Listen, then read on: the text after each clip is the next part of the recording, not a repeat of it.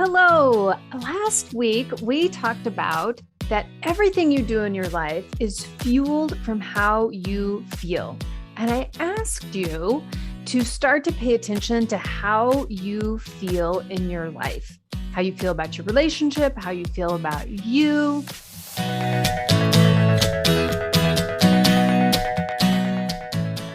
To start to make notes. And I said, let's do it from a place of without judging it or criticizing it. This is a huge thing when you want to make a change in your life, in your relationship. We need to get practice at having this 10,000 foot view without judgment. So today we're going to get a little bit more into this idea of how to have some space, to make some space between what is actually happening. How is it that you feel? If you're feeling terrible, we want to give ourselves some space to be able to understand this a little bit and have some compassion. So we're going to get a bit nerdy today and talk about how the brain works to help create some of that space in your life. Now, before we really get into the content, I want to give you the action step that you're going to take after listening to this episode. As you might remember, to episode number 2, we talked about what makes the foundation of change, that you need to have all 3 parts of that foundation. There's the get ready and the get set.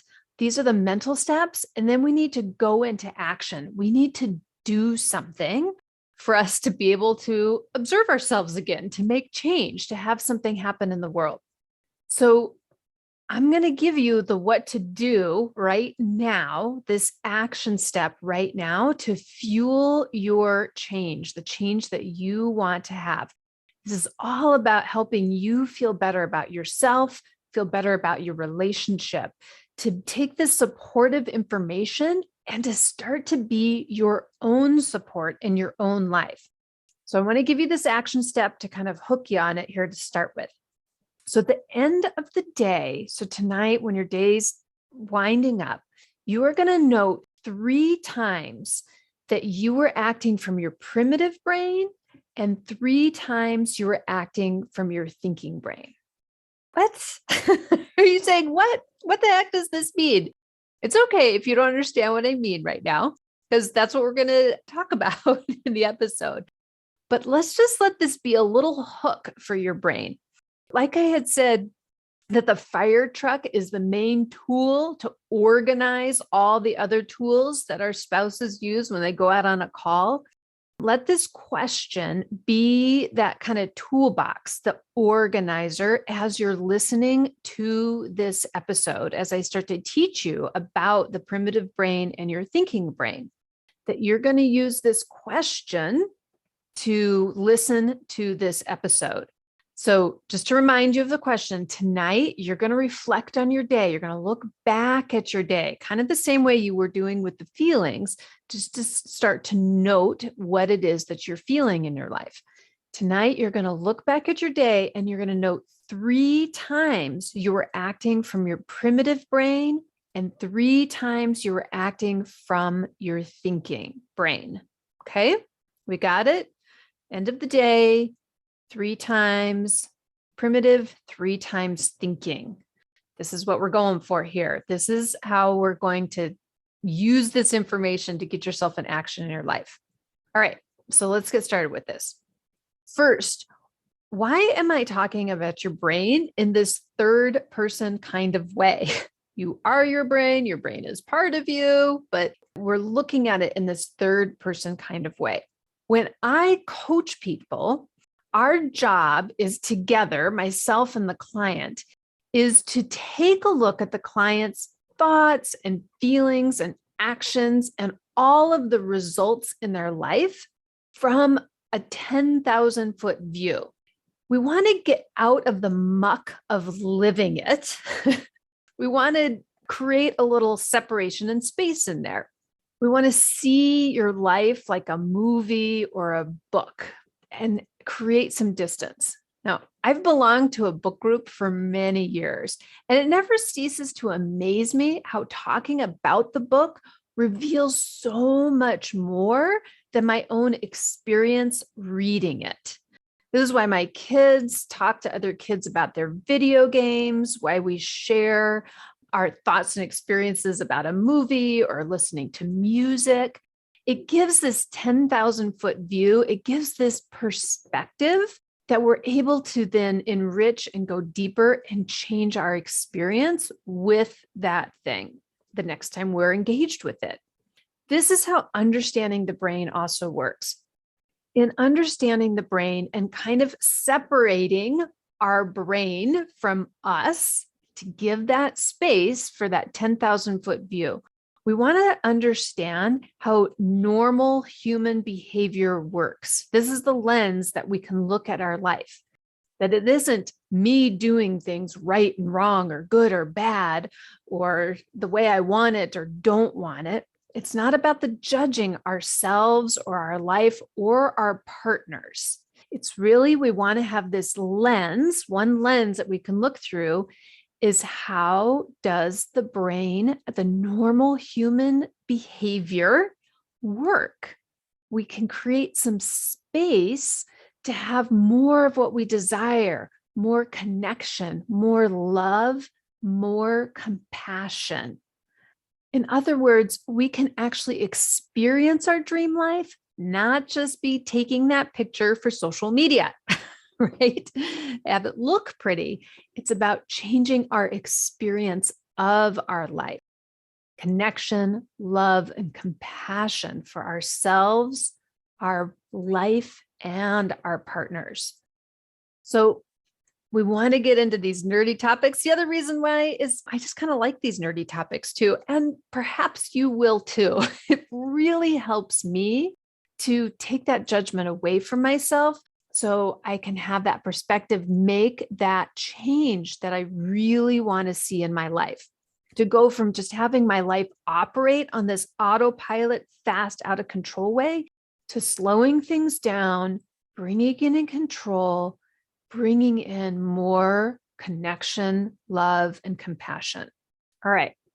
Remember, tonight, 3 times, we're going to note primitive brain or thinking brain. So what are these? What are these 2 parts of our brain?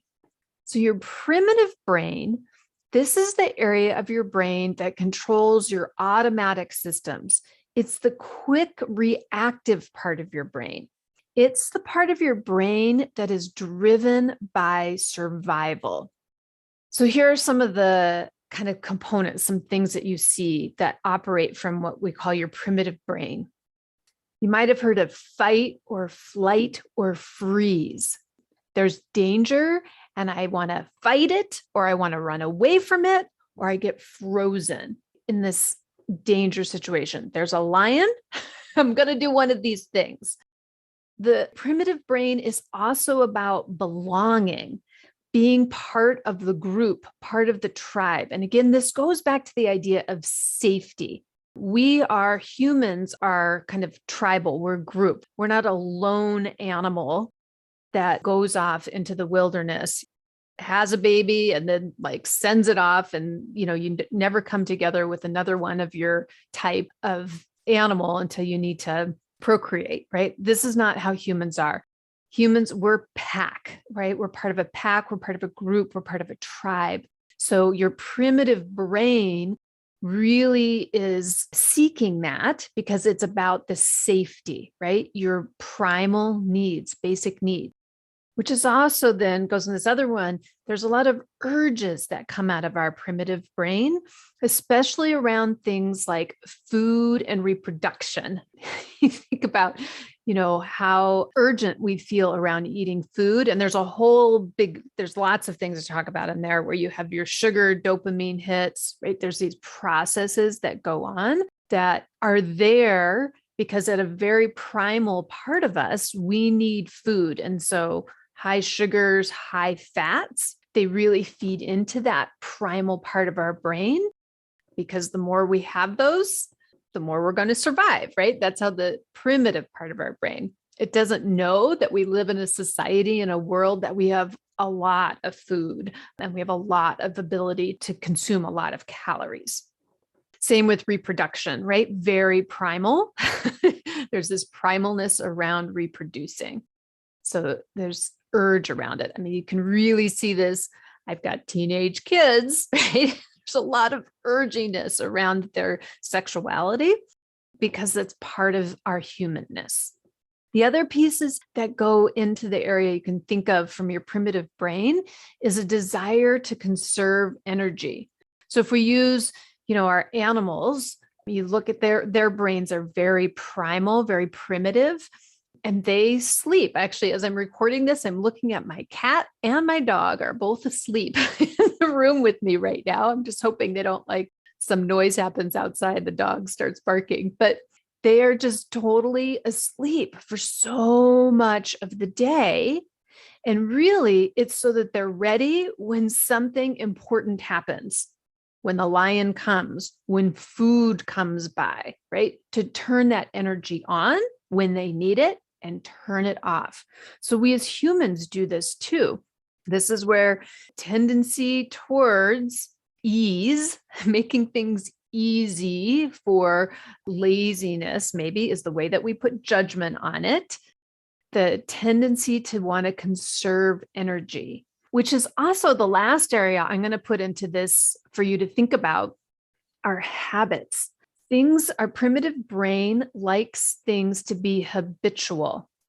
If it's a habit you like or desire, or a habit you don't like or desire, when we move things into a habit way of being, it conserves our energy. Our thinking part of our brain needs a lot of energy. It consumes a lot of energy. Our brain, it consumes about 20% of the calories that we need in our body. So it's very energy burning. And so the more we don't have to think about something, right? That I just brush my teeth in the morning. I don't have to make a decision about it every day. I don't have to plan it, figure out how to do it. The more things that fall into habit, the more our primitive brain likes it. So it does like to pull things into habit without us even noticing.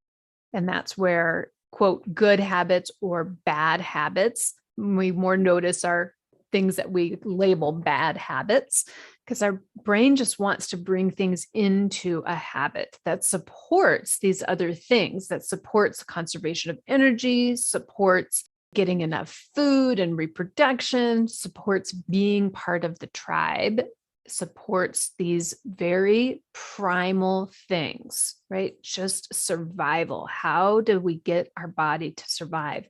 That's what your primitive brain is concerned about. Now, your thinking brain, the frontal lobe part of your brain, sometimes people call this the adult part of your brain. This likes to do things like plan for the future, right?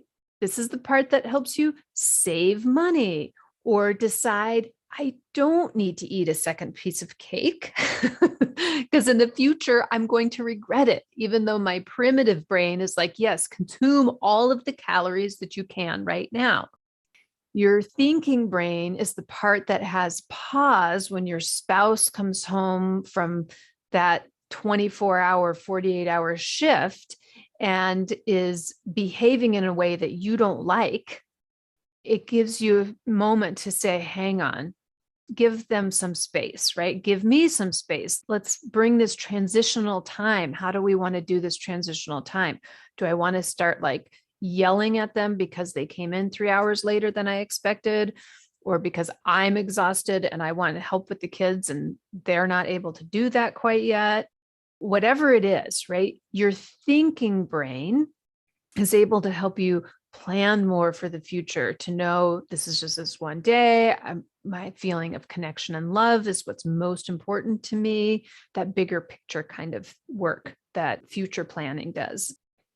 Your frontal lobe also, it's the area of your brain that makes meaning out of an experience, makes meaning out of what time that spouse gets home, or how much time you do or do not spend together.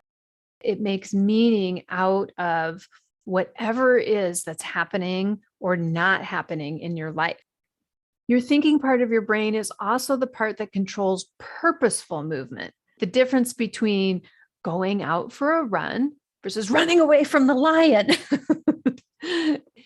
There's purposeful movement, things you do on purpose versus that just primal part. You might put sex can really fall into this category. There can be very purposeful, meaning-filled sex that we engage in with our partners or on our own, or whatever the case may be, or it can come from this very urgy place. I'm not saying, there may be space for both of those things, but just sort of recognizing how they can fit into both categories, both places, right? The frontal lobe, that has to do with romance and love versus belonging and reproduction. Sometimes people talk about the primitive brain as the child part of your brain and your thinking part of your brain as your adult brain. And this is largely because children, right? When you're a baby, you're very much in primitive mode and you're developing, they say, till you're in your early mid-20s.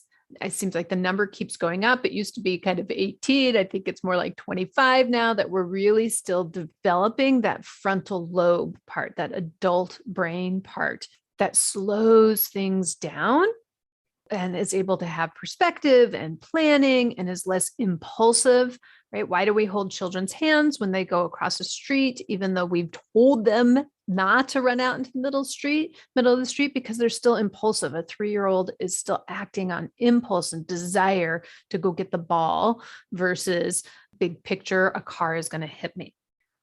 All right. So why is this so important? So important when we're talking about our relationships that are on fire. Is our relationship on fire from our primitive brain, from the impulsive, reactive, as if danger is present, we're going to lose our tribe?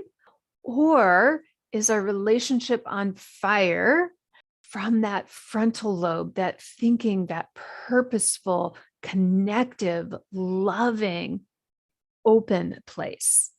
We often act and live from our primitive brain when it's not necessary. So take a simple one outside of our relationship, food.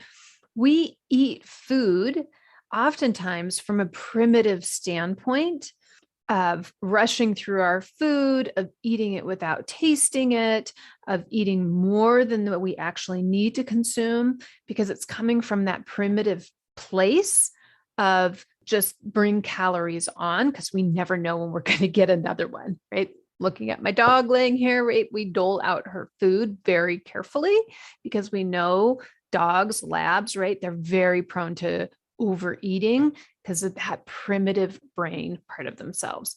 And we do that too. We just act from our primitive brain when it's not really necessary. It seems like it's necessary because it's so habituated. I know for myself, as a spouse to someone who works in a very hard and stressful job, I have found myself running around trying to make everything perfect so they feel better or so I don't lose my tribe. But I end up coming from this very frantic, fearful place, acting like there's a danger.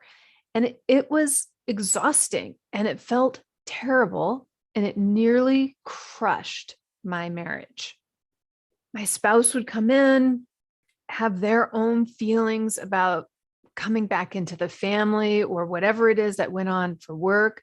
They were having their emotional response to their own life.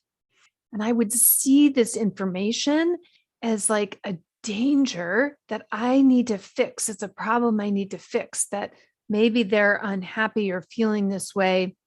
And I should either fix them from feeling this way or fix myself or fix what's happening in the marriage so that they don't feel this way and act this way. It came from this very primitive part of my brain. And maybe you identify with that too.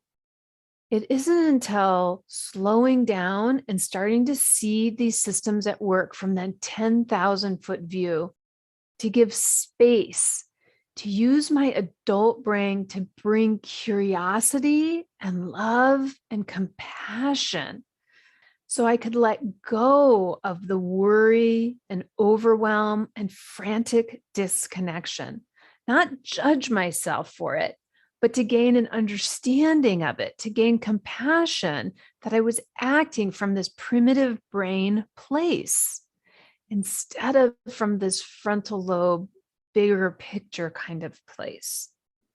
This is what taking this view, bringing ourselves out a little bit can help us do. So you can let go. We want to have a letting go of this worry, overwhelm, frantic, fiery relationship versus a warm, lit up, compassion, curiosity, loving relationship.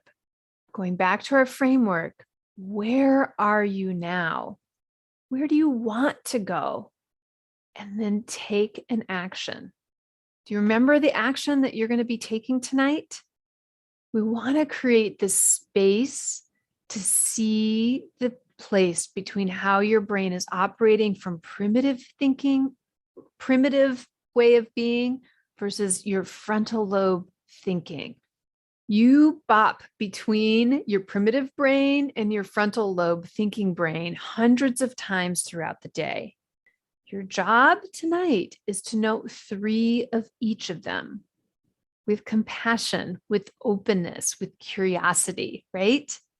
See how the normal brain operates so we can create that space and start to drive it the way we want it to go, to put you in the driver's seat, to grow you up more of your adult brain and take compassion and kindness on your child brain.